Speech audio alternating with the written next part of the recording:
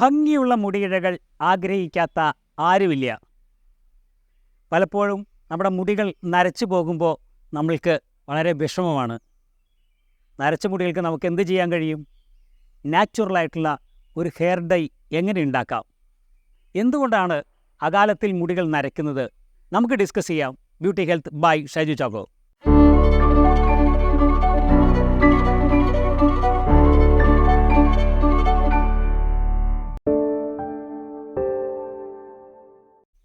മുടി നരയ്ക്കുന്നതിന് ഇപ്പോൾ പ്രത്യേകിച്ച് പ്രായമൊന്നുമില്ല. 15 വയസ്സായ കുട്ടികളിൽ മുതൽ ഇന്ന് മുടികൾ നരയ്ക്കുന്നുണ്ട്. 30 വയസ്സിൽ താഴെ മുടി നരയ്ക്കുമ്പോഴാണ് പലപ്പോഴും അത് അകാല നര എന്ന് നമ്മൾ പറയുന്നത്. 50 വയസ്സിന് ശേഷം മുടി നരയ്ക്കുന്നത് അത് സ്വാഭാവികമാണ്. അപ്പോൾ എന്തുകൊണ്ടാണ് മുടികൾ നരയ്ക്കുന്നത്? അകാല നര എന്തുകൊണ്ടാണ് വരുന്നത്? നമുക്ക് ഒന്ന് നോക്കാം. പലപ്പോഴും നമ്മുടെ ശരീരത്തിലുള്ള വൈറ്റമിൻസിൻ്റെ കുറവുകൾ കൊണ്ടാണ് പലപ്പോഴും മുടികൾ നരയ്ക്കുന്നതിന് കാരണമായി തീരുന്നത്.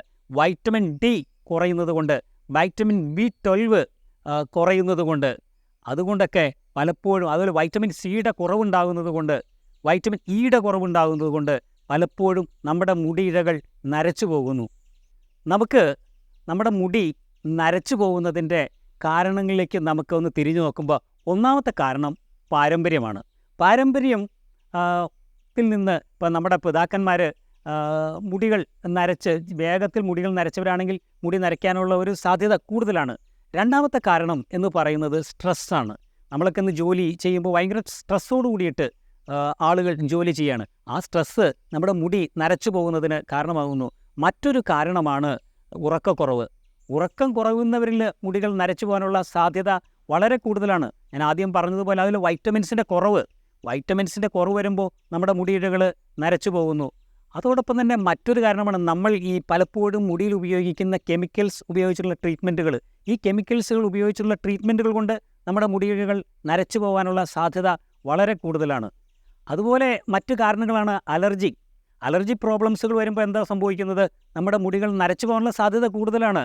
അതുപോലെ മറ്റ് മിനറൽസുകൾ നമ്മുടെ ശരീരത്തിൽ കുറയുമ്പോഴും നമ്മുടെ മുടിയിഴകൾ നരച്ചു പോകുന്നു. അപ്പോൾ ഇതുപോലുള്ള പല കാരണങ്ങൾ കൊണ്ടാണ് മുടികൾ നരയ്ക്കുന്നത്.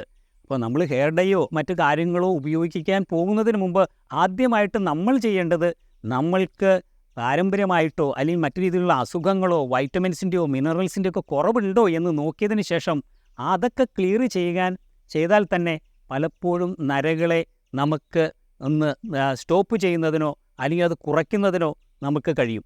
അതിന് കഴിഞ്ഞതിന് ശേഷം മാത്രമാണ് നിങ്ങൾ ഈ ഡൈയെ പറ്റി ഒക്കെ ചിന്തിക്കാമുള്ളൂ എന്നാണ് എൻ്റെ വിനീതമായ അഭിപ്രായം. ഇന്ന് മാർക്കറ്റിൽ കാണുന്ന നര മാറ്റാൻ പറ്റുന്ന ഹെയർ ഡൈകൾ അത് എല്ലാം കെമിക്കൽ ബേസ്ഡാണ്, അമോണിയ ബേസ്ഡാണ്. ഈ അമോണിയ ഫ്രീ എന്ന് പറയുന്ന ഹെയർ ഡൈയിൽ പോലും പലപ്പോഴും അത് അമോണിയ അടങ്ങിയിട്ടുണ്ട് എന്നുള്ള സത്യാവസ്ഥകൾ നിങ്ങൾ മനസ്സിലാക്കണം. മറ്റൊരു കാര്യം എന്ന് പറഞ്ഞാൽ നാച്ചുറലായിട്ടുള്ള ഹെയർ ഡൈ എന്ന് പറയുന്നു. ശരിക്കും പറഞ്ഞാൽ നാച്ചുറലായിട്ടുള്ള ഒരു ഹെയർ ഡൈ ഇല്ല എന്നതാണ് സത്യമായിട്ടുള്ള കാര്യം. അത് തേടിപ്പോകുമ്പോൾ നമ്മൾ കബളിപ്പിക്കപ്പെടുന്നു എന്നുള്ള ഒരു സത്യാവസ്ഥ കൂടി നമ്മൾ മനസ്സിലാക്കണം. നമ്മളുടെ വീട്ടിൽ നമ്മൾക്ക് തന്നെ ഒരു ഹെയർ ഡൈ ഉണ്ടാക്കാൻ പറ്റിയ അതാണ് വലിയൊരു കാര്യം. കെമിക്കൽ ബേസ്ഡ് ആയിട്ടുള്ള ഹെയർ ഡൈകളിൽ പലപ്പോഴും അലർജി പ്രോബ്ലംസ്, അതോടൊപ്പം തന്നെ ചൊറിഞ്ഞ് പൊട്ടൽ, അങ്ങനെ പല കാര്യങ്ങൾ നമുക്കുണ്ടാകുന്നുണ്ട്. അപ്പോൾ നിങ്ങളിപ്പോൾ സിന്തറ്റിക് ബേസ്ഡ് ആയിട്ടുള്ള ഏത് ഹെയർ ഡൈകൾ ഉപയോഗിക്കുമ്പോഴും നിങ്ങളോട് എനിക്ക് പറയാനുള്ള ഒരു കാര്യം എന്ന് പറയുന്നത്, ആ ഹെയർ ഡൈ നിങ്ങൾ ഉപയോഗിക്കുന്നത് നമ്മുടെ ചെവിയുടെ പുറകിലായിട്ട് ഒരല്പം ഒന്ന് സ്കിന്നിൽ ടച്ച് ചെയ്ത് നോക്കിയതിന് ശേഷം അലർജി ഇല്ല എന്ന് നിങ്ങൾക്ക് ഉറപ്പുണ്ടെങ്കിൽ മാത്രമേ ഈ ഹെയർ ഡൈകൾ ഉപയോഗിക്കാമുള്ളൂ. അത് ഞാൻ ഇന്നെൻ്റെ വിഷയത്തിന് ഞാൻ വ്യതിചലിക്കുന്നില്ല, പക്ഷേ ഞാൻ ആനുപാതികമായിട്ട് അങ്ങോട്ട് പറഞ്ഞു എന്ന് മാത്രമേ ഉള്ളൂ. പക്ഷേ ഇന്നത്തെ നമ്മുടെ സബ്ജക്റ്റ് എന്ന് പറഞ്ഞാൽ നാച്ചുറലായിട്ടുള്ള ഒരു ഹെയർ ഡൈ എങ്ങനെ ഉണ്ടാക്കാമെന്നുള്ളതാണ്. എൻ്റെ എക്സ്പീരിയൻസ്, എൻ്റെ വീട്ടിൽ എൻ്റെ കുടുംബത്തിൽ നമ്മൾ ട്രൈ ചെയ്ത് സക്സസ് ആയിട്ടുള്ള ഒരു ഫോർമുല ഞാൻ നിങ്ങളോട് പറയാം. നാച്ചുറലായിട്ടുള്ള ഹെയർ ഡൈ ഉണ്ടാക്കുന്നതിന് 3 സാധനങ്ങളാണ് വേണ്ടത്. ഒന്ന്, ചിരട്ടയുടെ കരി. നമ്മുടെയൊക്കെ വീട്ടിൽ വളരെ സുലഭമായി കിട്ടുന്ന തേങ്ങയൊക്കെ ചിരണ്ടി കഴിയുന്നതിന് ശേഷം വരുന്ന ആ ചിരട്ട. മറ്റൊന്ന് ആവണക്കെണ്ണയാണ്. മൂന്നാമത്തെ സാധനം നീലാമരിയാണ്, നീലാമരിയുടെ പൊടി. ഈ 3 കാര്യങ്ങളാണ് നമുക്കൊരു നാച്ചുറൽ ഹെയർ ഡൈ ഉണ്ടാക്കാൻ വേണ്ട ഇൻഗ്രീഡിയൻസ് എന്ന് പറയുന്നത്. ഇനി എങ്ങനെയാണ് ഈ ഹെയർ ഡൈ ഉണ്ടാക്കുന്നതെന്ന് നമുക്കൊന്ന് നോക്കാം. ഈ ചിരട്ട എടുത്ത് നമ്മൾ ഒന്ന് കത്തിച്ച് അതിൻ്റെ കരി എടുക്കണം. അപ്പോൾ ഈ കത്തിക്കുമ്പോൾ നിങ്ങൾ ചെയ്യേണ്ട ഒരു കാര്യം, പെട്രോളോ ഡീസലോ മണ്ണെണ്ണയോ ഒന്നും ഉപയോഗിച്ച് കത്തിക്കരുത്. നിങ്ങൾ നാച്ചുറലായ രീതിയിൽ അതിനെ കത്തിച്ചെടുക്കുക. കത്തിച്ച് അതിൻ്റെ കരി എടുക്കുക. ആ കരി മിക്സിയിൽ ഉപയോഗിച്ച് ശരിക്കും പൊടിക്കുക. പൊടിച്ചിട്ട് അതിൻ്റെ ഏറ്റവും നൈസായിട്ടുള്ള തരി എടുക്കണം. അതിനെന്താ, നമ്മൾ അരിച്ചെടുക്കണം. അരിച്ച് ഏറ്റവും നൈസായിട്ടുള്ള പൗഡറാക്കി അതിനെടുക്കുക. അതിലേക്ക് നമ്മൾ 1 ടീസ്പൂൺ ആവണക്കെണ്ണ ഒഴിച്ച് മിക്സ് ചെയ്യുക. ശരിക്കും അത് മിക്സ് ചെയ്യുക. അതിലേക്ക് 1 ടീസ്പൂൺ നീലാംബരിയുടെ പൊടി നമ്മൾ മിക്സ് ചെയ്യുക. അപ്പോൾ ഈ നീലാംബരിയുടെ പൊടിയും ഇതൊക്കെ നമുക്ക് മാർക്കറ്റിൽ നിന്ന് വാങ്ങിക്കാൻ കിട്ടും. അത് ഏറ്റവും നാച്ചുറലായിട്ടുള്ള സാധനങ്ങൾ നിങ്ങൾ വാങ്ങിക്കണം എന്നുള്ളതാണ് എനിക്ക് നിങ്ങളോട് പറയാനുള്ളത്. അല്ലെങ്കിൽ തന്നെ നമ്മുടെ നാട്ടിൽ കിട്ടുന്ന ഈ നീലാംബരി എടുത്ത് തണലിൽ ഉണക്കിയിട്ട് പൊടിക്കണം. ഒരിക്കലും വെയിലത്തിട്ട് അത് ഉണക്കരുത്.